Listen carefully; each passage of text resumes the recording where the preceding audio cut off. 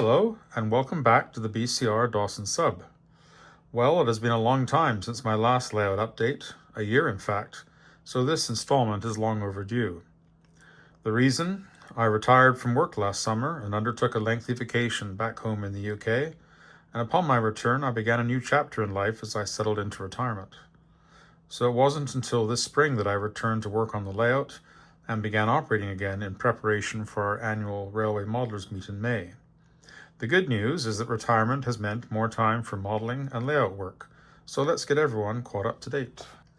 Following last year's P&R convention, for which my layout hosted an open house and an operating session, the layout was dormant from May of 2024 until January of 2025. Now that I've given up my music classroom, the layout room is also my home practice studio. In January, I began cleaning the layout and getting trains running again, starting with a work train over the Dawson Creek subdivision. And here it is rounding the curve into Dawson Creek, and that's the Northwest Wood Preservers Mill in behind. I do enjoy replicating seasonal traffic, and so I brought a plow train back onto the layout in case of some winter weather. If it snows outside, then I can run a plow train. And this train consisted of a snow plow, a tool car, and one of my work cabooses. My first layout project for 2025 was to address the front backdrop on the Highway 97 layout section. This temporary template has been in place for a while, and it's been working well visually. This conceals the Fort St. John subdivision's exit through the rear backdrop in behind. I began by cutting a new cardboard template, which was a little longer and taller, and it also extends down into the highway cutting. I made the right side the same height as the access panels that are behind the Pine River Bridge. The right end of this new backdrop will be tapered into the rear backdrop, and I will install a curved strip of wood to hold the front backdrop in place. The new template was used to cut a permanent front backdrop from 1/8 inch masonite. This will be primed and painted sky blue to match the rear backdrop. This will get installed after the track behind it has been painted, ballasted, and weathered. On the other side of the wall here at Septimus, I have been unhappy with this entry into the layout in this room for some time. This opening was cut into the back of this section of layout, and it was also cut into the drywall. However, the opening in the drywall had to be moved slightly because of an electrical box hidden inside the wall, which I did not see until we started opening up the wall. So these two holes are slightly misaligned, and this is just a little bit unsightly, and I'd like to try and fix it. So what I'm going to do is I've cut a couple of pieces of balsa wood. One's going to slide in here like that. The other one's going to slide up the top there. And what I'm going to do is fill this with patching plaster, sand it down, paint it. Hopefully this will blend into the backdrop and look a lot nicer than it currently does. These are the two pieces of balsa wood which were cut and angled to frame the opening. I used yellow carpenter's glue to fix the balsa wood pieces in place. And I then filled the spaces between the backdrop and the balsa wood with patching compound. It's also called lightweight spackle. When that had dried, I sanded the balsa wood and compound flush with the backdrop. After cleanup and inspection, I applied a second layer of compound, and then I sanded it a second time. And the final sanding was done with a finer grade of sandpaper. This photograph shows the application of a primer coat of paint, and I feathered this out at the edges to help blend in with the existing paint on the backdrop. That was done by just decreasing the pressure on the roller out towards the edges. And here we are with the final coat of backdrop blue paint applied. And this has resulted in a much neater appearance, and this is exactly what I was looking for, so I'm really happy with the results. Another project I want to get to is to improve the operation of some of my turnouts, which are giving me a few issues. And these are 7 turnouts that I've identified with definite issues. The rest of them are operating very well, but I think some of them might have got a little damaged during the move a few years ago. So with this list, I'm going to work through it and see if I can solve some of the issues. My turnouts are thrown with servos, and usually what happens is the servo is frozen and not working anymore, or perhaps the throw wire is binding in the hole.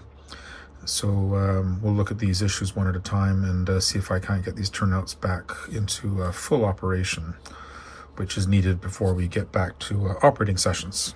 So we'll look at these one at a time. This is the turnout for east siding 1 and 2 in Chetwynd Yard at the north end. And right now the turnout is not responding to the toggle switch when I throw it. So I'm going to go underneath and find out what's happening and pull the servo if necessary to inspect it, and if necessary replace it. So after inspecting this servo for Chetwynd, I can see that it's actually working quite well. It's not jammed. So what I'm going to do is put it back in. I think what might have happened is that this bend in the wire is just too extreme, and it might be binding where it goes through the bracket or where it goes through the layout. What I've had success with is changing this angle to be less extreme, and then I find that the servo tends to work a lot better.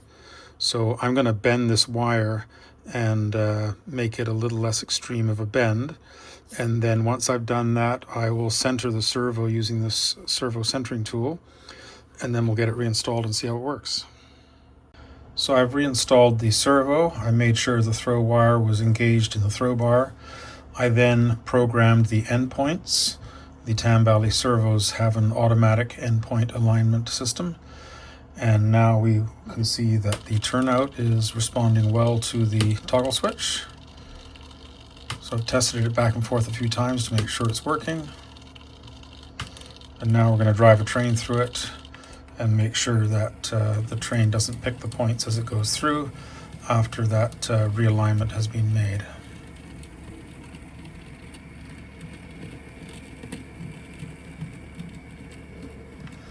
We also want to check both directions of the turnout, both routes.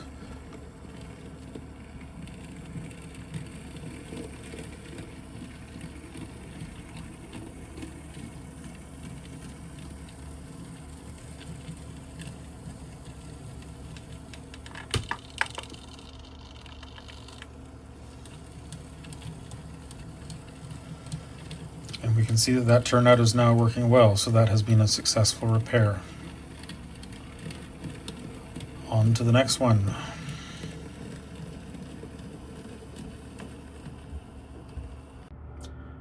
This is the turnout for siding 3 at the south end of Dawson Creek Yard, and if you look carefully here, you can see that the throw wire has become disengaged from the throw bar.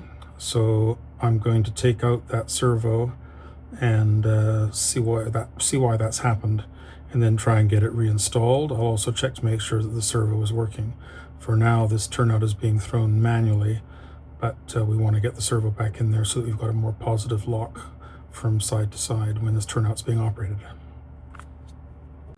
So underneath I can see that this servo appears to have taken a knock. The servo's crooked, and the mount appears to have been damaged, so I'm going to have to take that all apart and look at it and try and get it back in working order.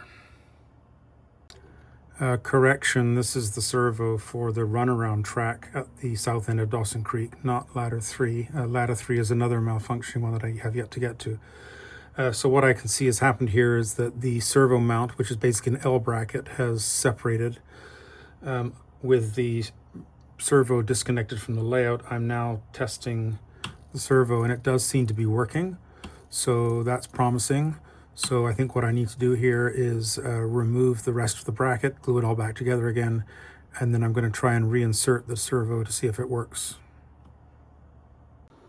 So this is the servo for the runaround track at the north end of Dawson Creek, And as I can see here, that the bracket has broken into two, so that needs to be fixed. That probably meant that the servo was loose and moving around. It seems to be working just fine, so what I will do is reassemble the bracket, reinstall the servo, center it. I also think I'm going to take the opportunity to make the bend in the wire a little less extreme. I've been having problems with some of these wires binding as they go through, so we'll get that fixed, and then we'll try and get it back in and see if we can get this one working. Okay, so this turnout has been returned to service. The servo's back in and it's working. And if I test it with the toggle, we've got pretty good operation. And we'll test it with a locomotive. The straight route leads down to the elevator track for the grain elevators.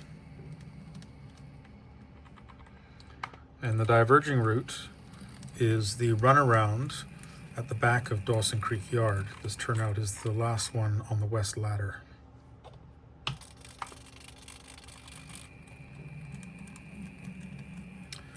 So this one's working well, and we'll move on to the next turnout. This is the turnout for the other end of the east sidings at Chetwynd. They're accessed off the main at the south end. And with this particular turnout, if I throw the toggle, the servo is not responding. I can help it over by touching the servo arm, and then coming back, same thing. So I will pull the servo out, maybe adjust the throw wire and see if I can fix that. Another issue with this turnout I've wanted to solve is that this throw wire is a little high and it's been catching equipment going through this turnout. So I would really like to solve that, because this is the main track and pretty much everything goes through here. So we'll pull that one out and do some work on it, and then get it back in and see if we can get it working. So this servo is not working very well. I have exercised it. I've tried to get it working more reliably, but it's just not reliable enough to go back in. So what I've done is I've taken the servo arm off and I've put it onto another servo. It's just this screw here, and then this comes off and goes back on. And then what we'll do is we'll mount this new servo with the old servo arm into the bracket. We'll put this in the layout, and before I put it in, I'm going to test it to make sure it works, and that just requires connection to the singlet. And if it's working, then we'll get it in. I'm also going to shorten this little throw wire here at the top, just so it's not protruding quite so much above the ties. I'm underneath the layout, and I've connected the replacement servo to the singlet for the turnout in question. And just a quick test to verify that this servo is indeed working. And I'm seeing a good throw there, so this will now go back in. All right, the servo is back in position underneath the turnout. A few words on how I accomplish that. If the turnout's close to the front of the layout, it's possible for me to offer the servo up from underneath with my left hand. And with my right hand, I'm going to place one finger on the point rails. This is to prevent me accidentally damaging the fragile assembly of the throw bar and the point rails as I push upwards with the throw wire. And then I can see where it is from above, and we'll guide it back into its hole. And then with my left hand, I've got the servo positioned underneath the layout, and then I will come in with a screwdriver and I'll drive it home and secure it underneath the layout. Once that's done, the servo is then connected to its singlet controller. This is done by means of modular plugs, so it's easy to connect them and disconnect them. And then what we're going to do is we're going to program the endpoints. These singlets have a feature which offers automatic endpoint adjustment, or you can do it manually. So by removing this jumper from run and moving it over to align, the servo will go through its alignment process, going over to one stock rail, back to the other one, and then back to the normal position. And then when we're done that, we'll take this jumper off and we'll put it back to run. And at that stage, we're ready to go. So if we test the turnout, we can see that it's now working. And the last step is to test it with a train and make sure that we don't have any derailments. This throw wire is now lower, so we're not going to be snagging equipment as we have been.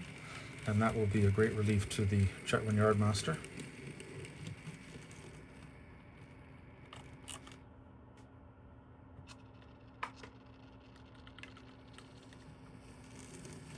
And with these two sidings now accessible from both ends of the layout, this will be a great advantage for the person that's operating Chetwynd Yard. On to the next one. This is the turnout for the west ladder, siding 3 at Dawson Creek. And we have an issue with this servo. It is throwing this way, and then when it goes back, the servo makes a loud noise. I can give it a little push on the servo arm and then it'll go across, so it's sticking. So I will remove it. If it is still sticking after it is removed from the turnout, then I know the servo is at fault and has to be replaced. If it's not sticking after removal, then it's likely a binding issue and I can adjust the throw wire and get it back in. So we'll pull it out and see what's going on underneath the layout. We're underneath the layout and I have pulled this servo out from underneath its turnout. And as I throw the toggle, I'm observing that the servo is now moving freely without any problems. That's good news. What that means is that this was a binding issue. You can see that the angle on the wire is quite extreme. That's how these switch right kits came. So I can fix that by adjusting the angle of this wire, and hopefully it'll go back in and start to work okay, and I won't have to replace the servo. I've got the servo back in, and I'm seeing good operation. I didn't even need to reprogram the endpoints, so just a slight adjustment on the angle of the throw wire has removed that binding issue. So I'm really happy about that, and we'll just test it with the locomotive.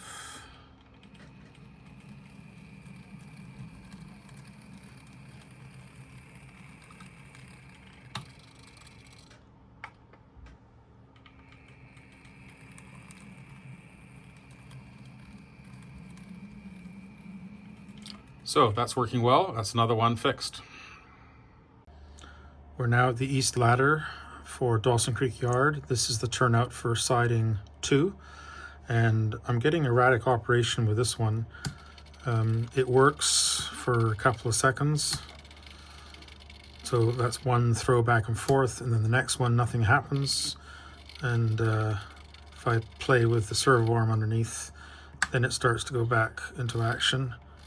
So something's wrong here. I suspect this is a binding issue, so I will pull it and we'll see what remedy is required to get it back into service.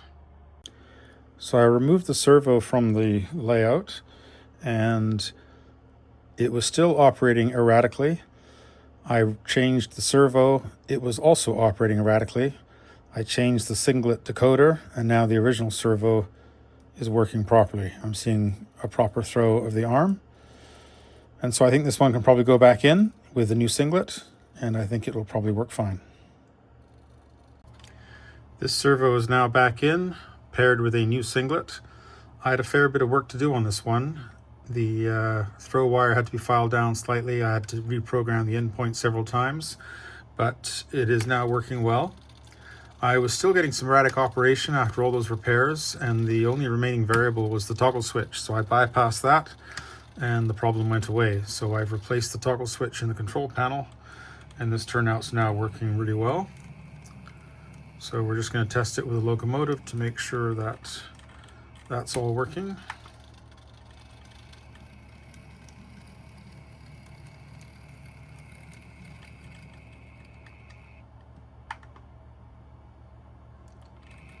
This is the last turnout in Dawson Creek to be repaired, so with this one back in service, we now have all of the turnouts in Dawson Creek back in service.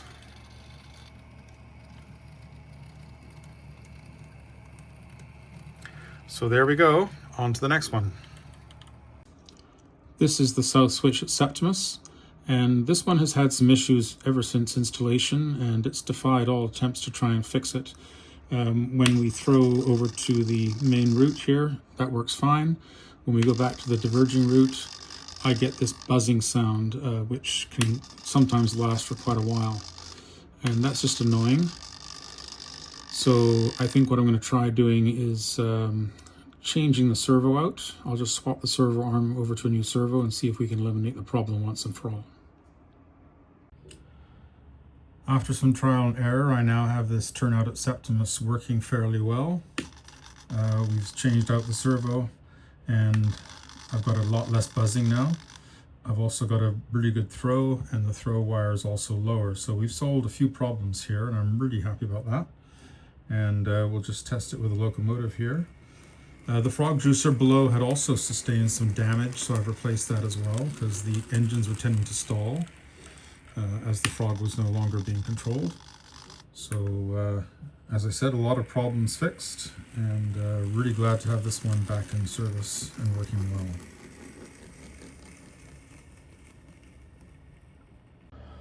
I'm on to the last of 7 turnouts now. This turnout here is on the industrial lead, which leads to the Chetwynd lumber mill, and it also provides access to what's known as the BC Hydro lead, which is the adjacent track. So this switch is used when engines are coming out of the shop at the south end and doing a runaround. When we're bringing freight cars around the shop tracks and into the mill. It's also sometimes used as a switchback to get into Imperial Oil Spur here. So this is a fairly important turnout. It's throwing one way, then the other, and then when I go to throw it back, it stops, and I have to jiggle the servo arm to get it to move. So what that tells me is that we have a slight binding issue, and we'll just need to get in there and find out what's happening. So I think what I'll do is I'll pull the servo and then try and see if I can free that up. It might just be a wire adjustment. The challenge with this turnout is it's located further toward the rear of the layout, and that means that I'm probably going to have to get a second person in here to help me with putting it back in, because I can't reach underneath to get the servo and sight down on top of the hole in the throw wire to try and feed it back in. So it's probably a 2-man operation to get it back in, but I do need to pull this out and see what's going on. So we'll do that, and then we'll try and get it fixed. I'm underneath the layout at the south end of Chetwynd Yard. I have removed this servo, and when I operate it manually from the board, I'm seeing the same sort of behavior. It works a few times, and then it stops, and I don't know why. So I'm going to try replacing the servo first. If that doesn't work, I'm going to replace the singlet, and then we'll try and get it back into service. I've transferred the servo arm onto another servo. It's actually one that I pulled off the layout elsewhere, and I'm now seeing much better operation.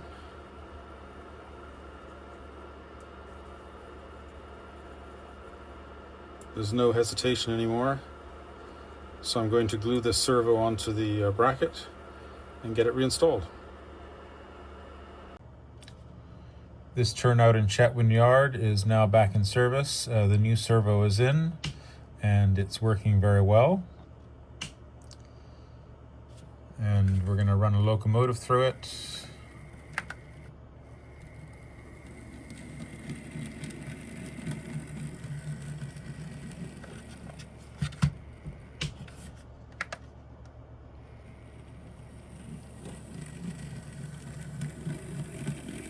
Working fine. So that is the last of the 7 turnouts to be repaired. I'm really pleased to have all of these back in service, and it's going to make operations a lot more fun. So after sharing with you how I've repaired these 7 turnouts, you might be wondering, is this a good system for actuating and controlling turnouts on a model railway layout? So to put this into context, I have about 60 turnouts on the layout. All of them are actuated by servos and controlled by these singlets. These products are available from Tam Valley Depot in San Diego. And the layout was operated for about 3 years after completion. And we took it apart and moved the layout and then stored it for a year. And then it went back into operation for about 2 years, during which time these various problems began to manifest themselves. Now, in some cases, it was the servo. These are fairly inexpensive components imported from China. And I have found that on occasion, these start to freeze up and don't operate as well. And these are fairly inexpensive to replace. And to replace them, you can take the servo arm with the throw wire off and simply transfer it onto the new servo, put this back in, and you're up and running again very quickly.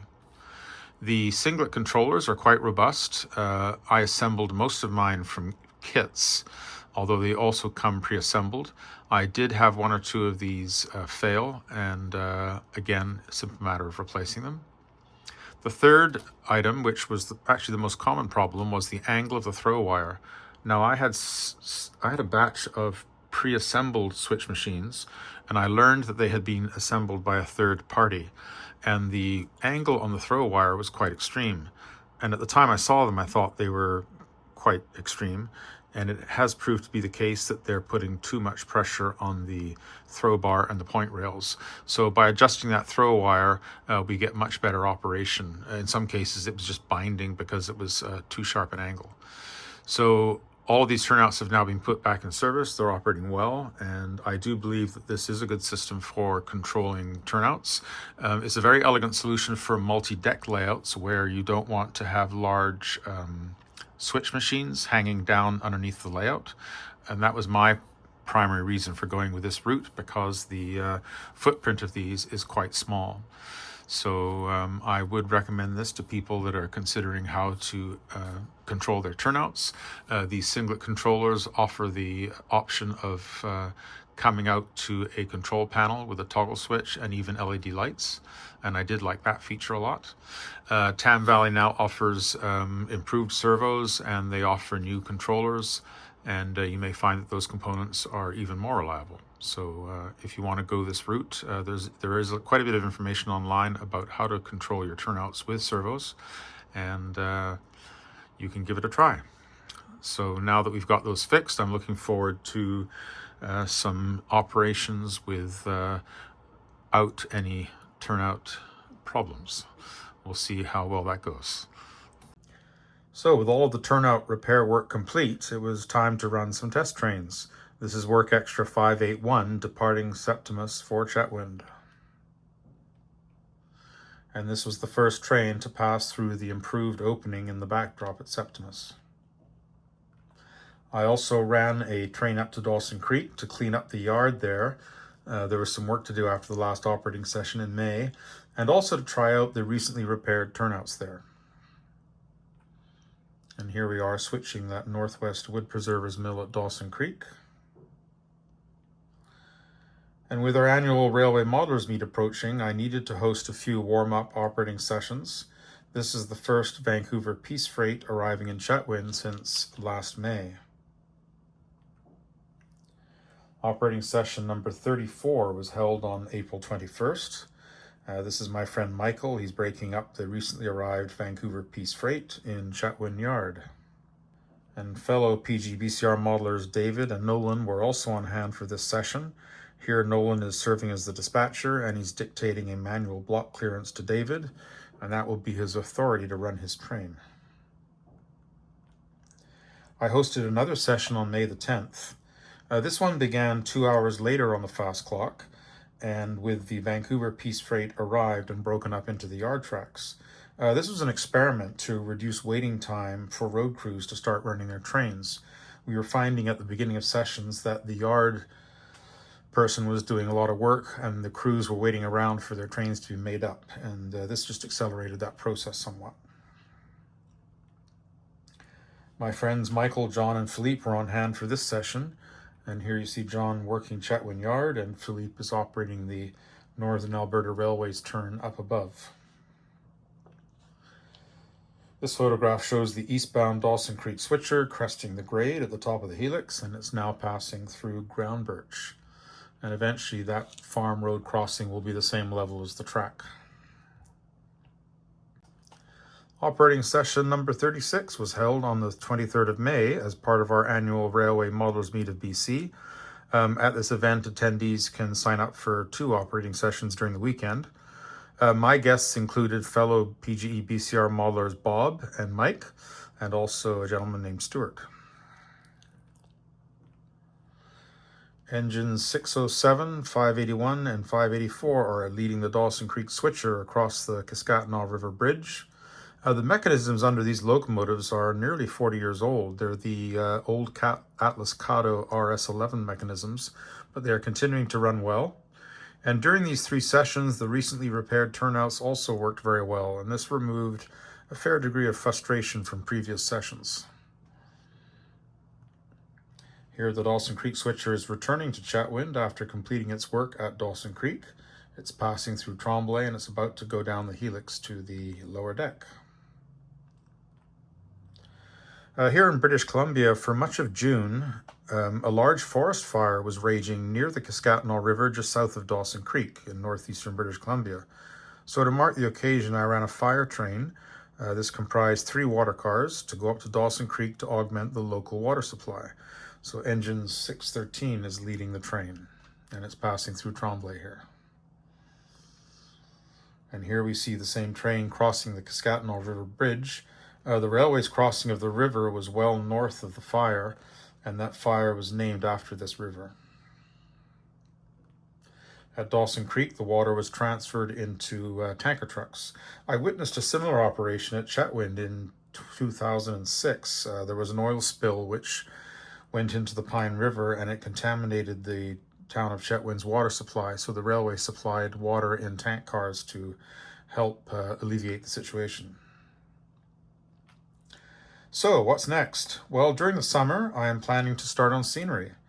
The layout has been back up and running for a while now, and everything is working well, and we've been enjoying our operating sessions, and it is now time to move on to the next phase of layout construction, and that will be scenery. I've decided to start at Septimus, which you see here. It's a self-contained portion of the layout, and it's got fairly simple scenery requirements, so I thought this would be a good place to start. I also want to get going on the scenic ridge to separate Sundance and Bond sidings, and I also want to get that new front backdrop for the Highway 97 section installed. Before those go in, I have to paint, ballast, and weather the track through Bond there, so that'll get done first. As always, a big thank you to friends who've assisted with certain portions of the layout work you've seen in this video. And thank you for watching. I hope to be back with another update, perhaps in the fall. Hopefully by then I will have some scenery progress to share with you. Until then, peace be with you.